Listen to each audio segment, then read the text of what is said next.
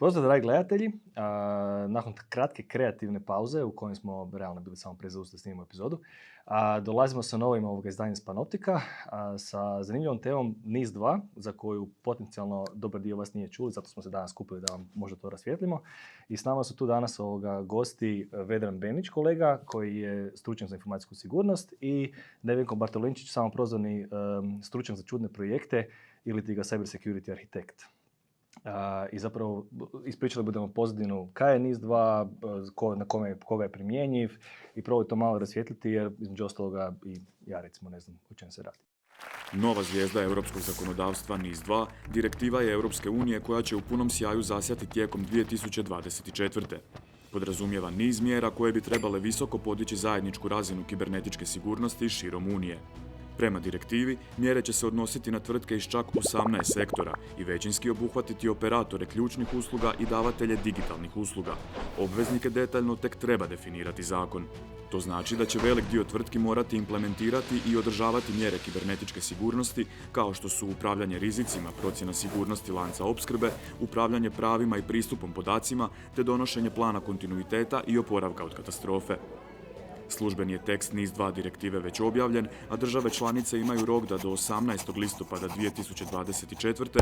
napišu i donesu zakone koje će implementirati odredbe direktive u nacionalna zakonodavstva. U Hrvatskoj se direktiva trenutno nalazi u saborskoj proceduri. We are just on the threshold of the computer age, which will greatly affect the utilization of our manpower. The computing system is being used by many schools with remarkable results. We have main engine start, 4, 3, 2, 1, 0,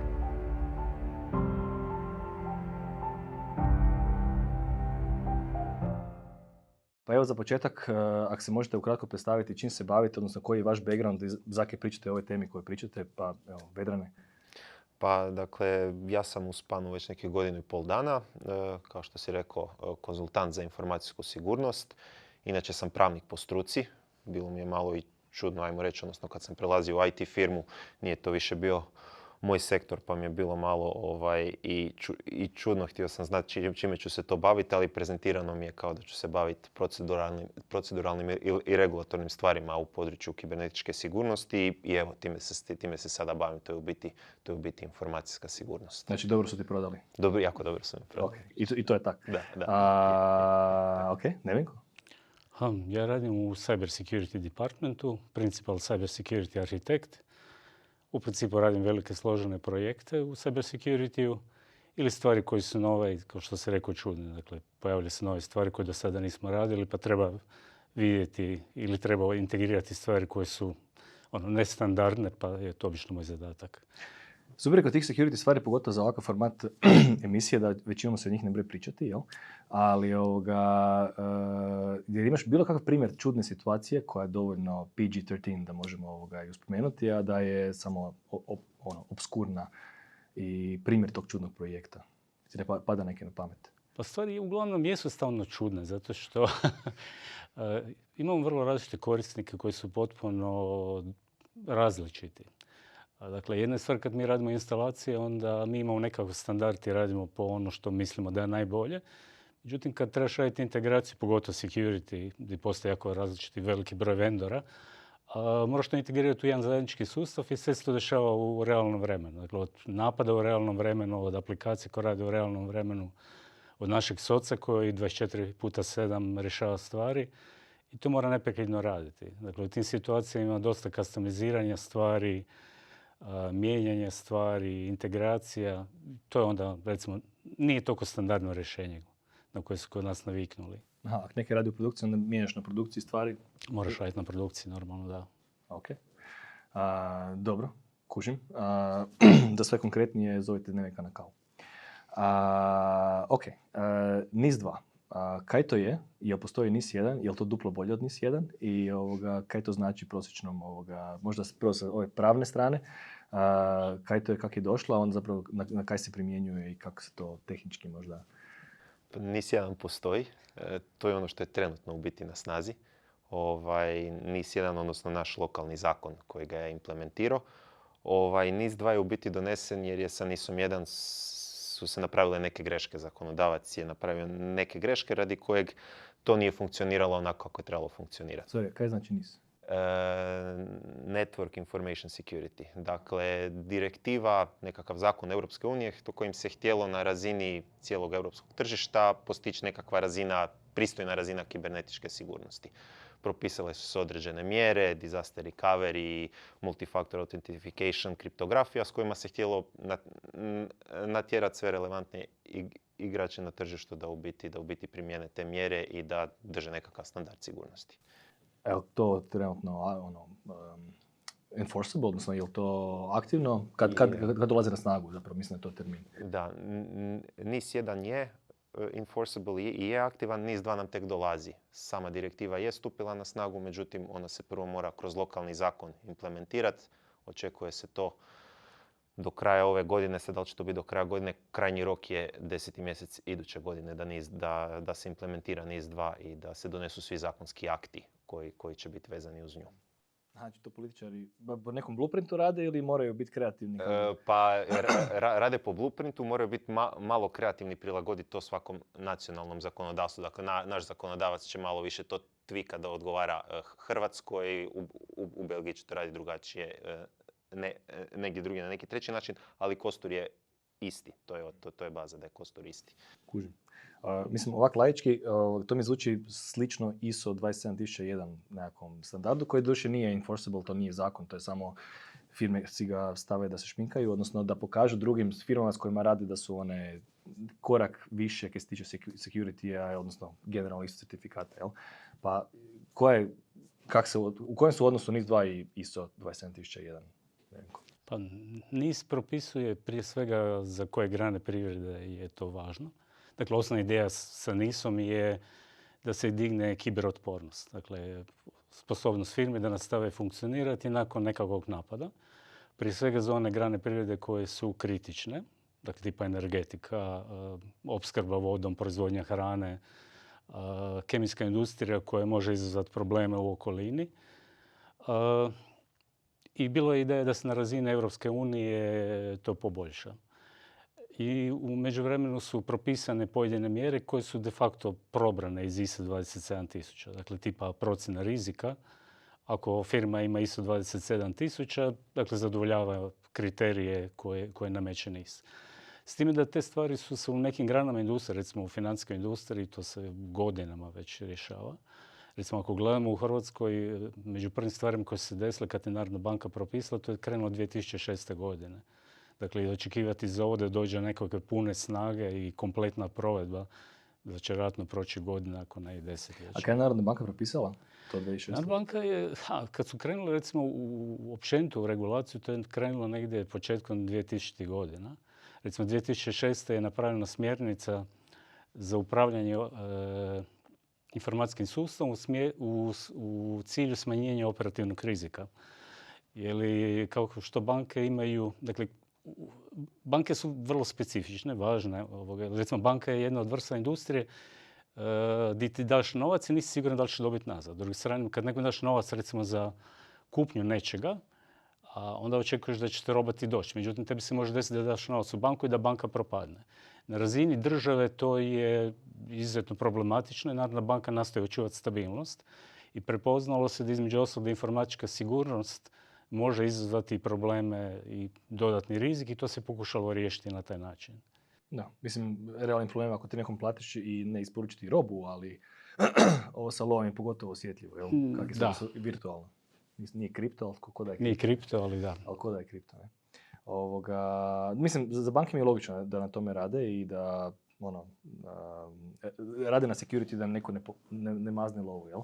Ali spomenuo si zapravo da je NIS 2 proširenje zapravo skupa industrija ili grana koje su pod tom, znači koje je bilo u NIS-u 1 i koje je sad u NIS-u 2. I da li ti koji su u NIS-u 2 uopće znaju, jer recimo nama je u IT-u ISO 27001 pod normalno jer se bavimo informacijama i tako dalje. Ja očekujem da tu vjerojatno ima nekih firmi koje su možda old school koje ne razmišljaju previše o ovom. Pa evo, na primjer, proizvodnja, distribucija i serviranje hrane je sektor ovako nekako laički opisan koji će sad biti pod NIS-om 2 koji nije bio pod NIS-om 1. Otpadne vode i generalno komunalije će isto biti sektor koji će ući pod NIS 2, nije bio pod NIS-om 1 i tako, ajmo reći, nekakvim svemir se spominje, na primjer infrastruktura koja je potrebna za istraživanje svemira i to nije uopće bilo spomenuto u NIS-u 1, tako da ima jedno 7-8 sektora koji će potpuno novi, koji će ući u NIS 2, da vjerojatno nisu ni svjesni da ulaze u tako neki kišobran kibernetičke sigurnosti. Ovo za sve bude posebno interesantno kad hrvatski regulator to krene primjenjivati na našu industriju. Morat će dobro potražiti. Da. Mislim, od kad je NIS 1 na snazi? Dosta možda rekla sam dobro. 2018. 2016. je draftana prva verzija, a onda 2018. je trebalo se početi primjenjivati. Jer kad pričam o tome da bi trebalo jedno vrijeme da se to zapravo postane enforceable, odnosno da firme to primjenjuju, od 2018. do danas, jel firme koje su pod skopom NIS-a 1 jesu to actually implementirale ili su oni dalje u toj fazi uvođenja, sad dođe NIS 2, znači koji je to period ako regulativa postane aktualna, tipa krajem sljedeće godine ili tak nešto, neki regulator bi vjerojatno pokucao na vrata i pitao tam odmah na početku ili možda malo kasnije, jel vi to imate? Da, ono što sam spominjao, dakle, te stari smjernice koje može biti primjer kako bi se to moglo dešavati. Dakle, nakon tih smjernica slijedile su odluke koje se pojavile, zakoni u Narodnim novinama i tamo bilo propisano u kojem roku se očekuju koje mjere da se implementiraju. Dakle, očekivati je da će ista stvar biti sada i za NIS 2. S time da opseg se povećao sada, ali to ne znači da te stvari nisu bili prije. Dakle, recimo, spomenuo sam banke, njih regulira Narodna banka, HAKOM regulira telekom operatere, HANFA regulira ostalu financijsku industriju. I u kontekstu NIS-a 2 budu regulirali ti isti regulatori, HAKOM telekome, HANFA financijske institucije. To je za očekivati, dakle, vidjet ćemo što će biti. A to još uvijek nije, to se ne zna. Prijedlog zakona je u fazi, odnosno u zakonodavnoj proceduri pred Saborom, tako da ne volimo iskakati sa činjenicama dok još nije finalni tekst zakona, ali da, po svim najavama... Oporba blokira, lupa po sabornici. Ne znam što će biti, da, ali vidjet ćemo. Ali trebali bi biti, aktualni regulatori bi trebali ostati za te sektore i dalje i u odnosu na NIS 2. Kužim. A kaj s kaznama? Kazne su dosta velike, dakle to je po uzoru na GDPR bilo napisano, dakle i da se, ajmo reći, i prestraši i da se uzme pozornost, dakle nekakve maksimalne kazne, nekakvi kepovi su, spominje se 10 milijuna eura, 2% godišnjeg prometa. To isto kod GDPR, vrlo slično. Vrlo slično, nisu identične brojke, ali poanta je slično u GDPR-u, ako se dobro sjećam, 4% godišnjeg prometa, tako da ovdje 2%. Svejedno se dođe do jako velikih brojki. A ovo što si ranije pitao vezano uz početak primjene i kada direktiva stupa na snagu i kad je moramo primjenjivati, uvijek postoji taj nekakav grace period, taj nekakav period kada firme se prvi put upoznaju sa propisom i onda imaju vrijeme da se usklade s njim. Kod NIS 1 je to bilo, ajmo reći, od 2016. do 2017. A ovdje će to biti na način da će se, kada se donesu lokalni propisi, dakle krajem ove godine, početkom iduće kada stupi novi zakon o kibernetičkoj sigurnosti na snazi, onda će početi proces nekakav gdje će biti određeni vremenski period gdje će se onda firme imati vremena se uskladiti, neće im odmah pokucati regulator. Mislim, dva su pritiska. Jedan pritisak je da te regulator puši nad vratom i kao to moraš napraviti. Drugi je valjda to ima smisla u smislu kao napisano je s razlogom da budeš više cyber otpora na napade. Svako toliko je nekakav novi vijest o napadu, cure informacije, ransomware, nešto lijevo desno. Pretpostavljam da ono firmi, jedno i drugo bi im trebao biti dovoljan signal, to trebamo napraviti, jel? A sad, primjenjuju se na kritičnu infrastrukturu, na firme koje širi skup nego na NIS 2. Ili ima neki special case-eva u smislu veličine firme, prihoda, industrije, nečega kaj može biti... Postoje osnovni kriteriji, dakle, unutar NIS-a 2, odnosno NIS 2 će se primjenjivati na dvije osnovne skupine subjekta, na ključne i na važne. Prema ključnima će se nastupati malo strože, odnosno na njih će biti malo veće kazne, u odnosu na važne subjekte njima će biti nešto manje kazne, nešto će ih se manje kontrolirati, ali isto moraju primjenjivati sve iz NIS-a 2. kriteriji u smislu broja subjekata i njihov, odnosno u smislu broja zaposlenika i njihove veličine, odnosno veličine subjekata koji će biti pod NIS-om 2 se otprilike kreće na način da kažu da firme koje budu imale više od 250 zaposlenika i godišnji promet veći od 50 milijuna eura, oni će biti pod NIS-om 2 ključni subjekti. Važni subjekti će biti oni koji će imati više od 50 zaposlenika i više od 10 milijuna prometa. Ali to su nekakvi osnovni kriteriji. Samo na temelju njih ići u zaključivanje nije baš zahvalno jer ima jako puno iznimki. Uz zakonski propis imaju stranice teksta i članaka, jako puno iznimki je propisano, tako da će se trebati od slučaja do slučaja ići od društva do društva, pročitati zakon, skupiti informacije o društvu i onda vidjeti hoće li se na to društvo primjenjivati NIS 2, odnosno zakon o kibernetičkoj sigurnosti. Nije, dakle, razliku na GDPR, ovdje je obuhvaćena i državna uprava. Dakle, na GDPR-u je dosta tih stvari ovdje je eksplicitno rečeno, dakle, mogu biti izuzeci što se tiče države, ali izuzeci su u principu samo koji su vezani uz, recimo, obranu, rješavanje kriminala i sličnih stvari, ali sve što nije u tome, de facto potpada po taj zakon. Zašto obrana i fighting kriminala ne bi bil podložan cyber security mjerama koje sve ostalo? Samo zbog te transparentnosti da neko ne zna kaj oni imaju. Nemogućnosti audita ili nešto. Zašto jedna stvar koja je propisana sa tim zakonom je da moraš prijaviti slučaj napada. Aha. Dakle, ako imaš napad, moraš prijaviti, a on ne mora prijaviti. Jednostavno, to je jedan od tih razloga. Kužim. Ali osjećaj mi zvuči doslovno kao lanci pekara koji su dovoljno veliki i tak dalje, ne sad da ih ne imenujemo, oni bi svi zapravo bili podložni tome. Proizvodnja, distribucija hrane. Da. Kao, to je to. Ne? Treba pogledati. Neki od većih restorana, mislim, ok, mora biti fakat veliki restoran za 50 milijuna eura, odnosno za 10, ali kaj ja znam, Mekić, ne? Ili tak nešto. Da. Tako da, stvarno, hrpa firmi bu zapravo po tome. I sad, ne znam da ste radili bilo kakvo istraživanje, kao koliko tih firmi je već radilo na nekakvom ISO 27001 nečemu, znači, imamo firme koje su doslovno nisu uopće bavili s tim i vjerojatno imamo firme koje su ko banke koje su već u tome od 2006. jer su morale, jel? Pa cijeli taj spektar imamo greenfielda i ovih teško reguliranih. Kakav je taj omjer, ako imate feeling? Bar kod nas. Pa ja nisam istraživao, mislim da... Vjerojatno će biti ista situacija kao sa GDPR-om. Dakle, imaš jedan veliki hype kad svi skaču zato što je datum do nečega. Onda svi, kad se ništa ne dešava, padnu dole do prve situacije kad ne dođu kazne. I kad dođu velike kazne, onda opet to postane interesantno. E sad, dakle, ISO 27000 je dosta kompliciran i vrlo zahtjevan. Dakle, da bili sa NIS-om usklađen, nije nužno da primjenjuje sve stvari iz... A si nešto počel, nešto imaš, razmišljao si o tome. Nešto imaš, dakle, ono što je nužno, recimo, tipa procjena rizika, business continuity, dakle, te stvari bi trebalo krenuti i tu u osnovu nije toliko komplicirano. Nije komplicirano u smislu da možeš prebaciti na konzultanta.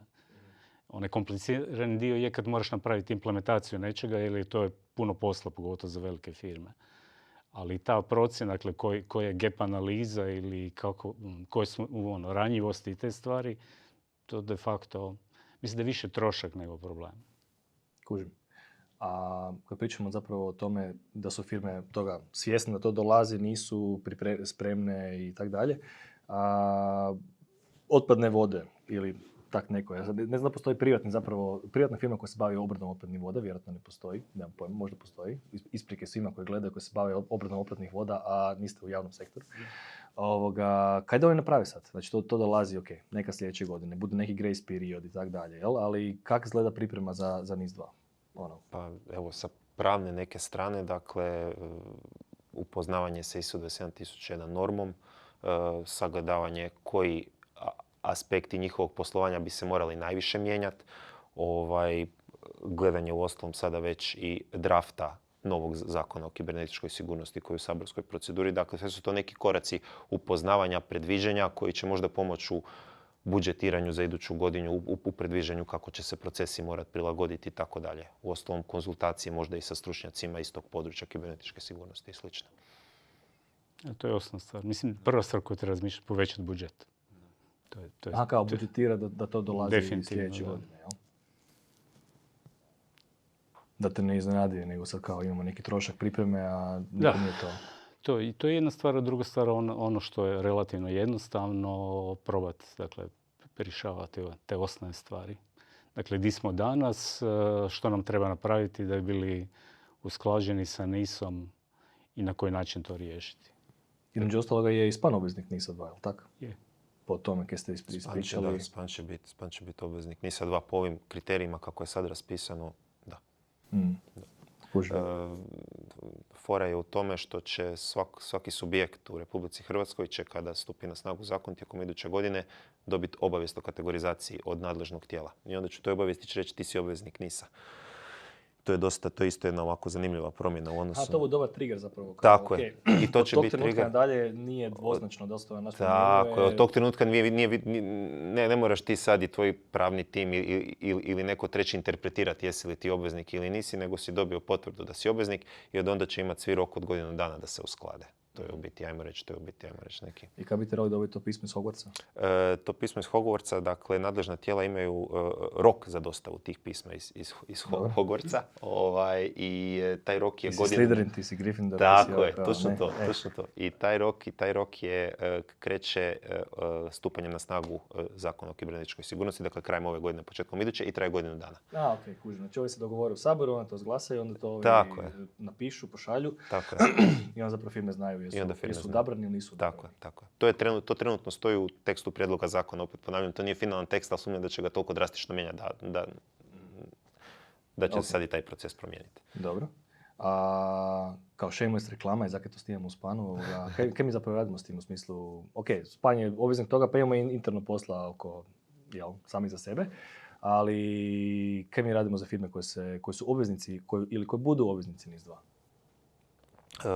Pa mi već imamo, na primjer, incident response team, dakle, jako veliki u biti tim stručnjaka koji 24/7, mislim da ih je Neven koji spomenuo, koji 24/7 pokrivaju incidente od naših korisnika. Incident response je jedna od osnovnih mjera kibernetičke sigurnosti i NIS-2 kao takvu isto i prepoznaje i naglašava, tako da to je možda, ajmo reći, najveća zvijezda od svih mjera u NIS-u 2. To su Ghostbustersi koje smo spominjali u pripremi. A kak se zove, kaj incident response recimo radi? Kako izgleda recimo, dogodilo se breach nečega, to moraš prijaviti nekome, zoveš incident response, kaj oni rade? Jel imate kao sam neki opipljivi case, može biti fake, ali sam da ljudi si mogu približiti, koje u incident response timu, kaj oni rade, dođu tam. Znam za primjer, recimo kad su bili ransomware pa se zove Microsoft, da ti dođe Microsoft uključiti nekakve mailove zato kaj su stručnjaci za taj, da li je to incident response isti ili nekako drugačiji, kaj to znači? Za početak ono što je donio zakon, kaže u roku 24 sata ti moraš prijaviti da imaš incident. Dakle, uopće detektira da imaš incident, pripremi stvari koje moraš prema regulatoru dati. To nije jednostavno. Dakle, firme se mogu odlučiti da će to imati unutar kuće. Ako nemaju, a desilo im se to, ono što treba odraditi je tehnički i konzultantski dio, dakle dio koji Vedran radi. Dakle, makar imaju unutar kuće, moraju javiti nekom centralnom tijelu da se dogodilo. Upravo to. Okay. Ako nemaš unutar kuće ili ako je ta stvar komplicirana i ne možeš s tim izaći na kraj, onda je jedna od mogućnosti uzmeš firme tipa Span koji će ti odraditi taj incident response za tebe. Dakle, s jedne strane koji će ustanoviti što se uopće desilo, pripremiti reporting prema regulatoru, ograničiti cijeli taj slučaj da se to ne raširi dalje, suzbiti i na kraju napraviti onaj post-mortem, što se u stvari dešavalo, što treba otkloniti, da se te stvari ne bi desile ispočetka. Pa to sam zapravo htio pitati, znači nije samo regulatorno kao došli smo, zapisali smo, bili breach i kao javili su na vrijeme, nego fakat ajmo to pokušati popraviti, vjerojatno, jel? Odnosno, skušati koji je bil scope tek ulaza, napada, štete nečega i da za to zatvorimo u buduće i slično, jel? Jer mi pričamo o stvarno kritičnim elementima, dakle to se može desiti. Zašto je to uopće regulirano? Dakle, situacija tipa svemirske industrije, zato što može stati kompletno GPS navigacija. Dakle, može stati pumpanje vode. GPS ne bu stao, GPS je američki. GLONASS bu stao. Tako da, a zato bu ruski radil. Kako se zove ruski? Nije Galileo, nego je neš tak je. Da, pod uvjetom da imaš uređaj koji je kompatibilni sa sva tri i da vjeruješ ono što ti ruski satelit šalje. A to po defaultu vjeruješ, ne? Da, tako su Amerikanci ostali bez letjelice jer su vjerovali GPS-u, pa su Iranci ubacivali lažni signal i pa je malo skrenulo, letjelice ne bi trebalo. To je dobra fora. Da. Mislim, tak su Ameri Irancima dizali i one centrifuge sa Stuxnetom, tako da... To se ne zna ko je napravio, ali dobro. Da, ne Ali to je se. primjer, recimo, dobar primjer napada. Dakle, ako imaš nuklearnu industriju, nuklearna industrija je inače regulirana sa NIS-om 2. I proizvodiš uran, možeš ti se Mi desiti nemamo cyber napad. subvencije, sve okej ovoga. A da, ali mi smo vlasnici pola Ali toga. kod njih. Kod njih. Dobro. Mislim da smo mi bliže toj nuklearci nego što su dijelovi Izraela Gazi. Ok, fair point. Da ne idemo tam, ne? Ali da, mislim, kužim. Zanimljivo da je zapravo EU uopće razmišljala o tome da to tak sistematski primijeni. Da nije pustao samo tržištu da bude self-regulatory i da kao...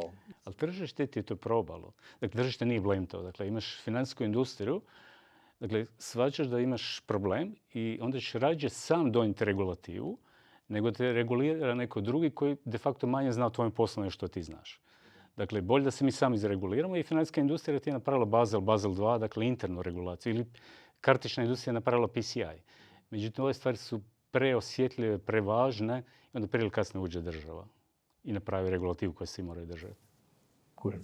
Odnosno Europska unija i onda to Europska unija propagira. Da, Europska unija je na razini Europe, dakle njima postoji problem da sve zemlje bi trebale biti usklađene. Jer to je probalo riješiti sa NIS-om 1, ali nije bilo dobro izdefinirano između ostalog, pa je bila razlika u primjeni na razini Europe i to pokušaju sa NIS-om 2 riješiti. Da. Europska komisija znači profurala je USB-C kao standard i sad je NIS 2 na tapeti. Ne? Ajde, neke rade. I smanjili su snagu usisavača. Kaj su smanjili? Mislim da je 750 Snagu W. usisavača su smanjili. Ozbiljno? Da. Pa ne samo usisavača, nego onih malih bojlera kad staviš ispod umivaonika, više nisu protočni, nego sad mora imati mali spremnik da kao troši manje struje, nešto eko. Po bojleru nuklearka manje. Ili elektrana na ugljen. Da, fair point. Dobro, hvala vam puno na gostovanju. Nadam se da smo iole objasnili kaj to je NIS 2 i kako to dolazi. Vjerujem da postoji puno materijala od pitkih materijala od Europske komisije koje sigurno možete pogledati u ovom trenutku. Ali evo, nadam se da smo bar malo pomogli. Hvala ekipa na sudjelovanju. Postavite pitanja, komentirajte i vidimo se u sljedećoj epizodi.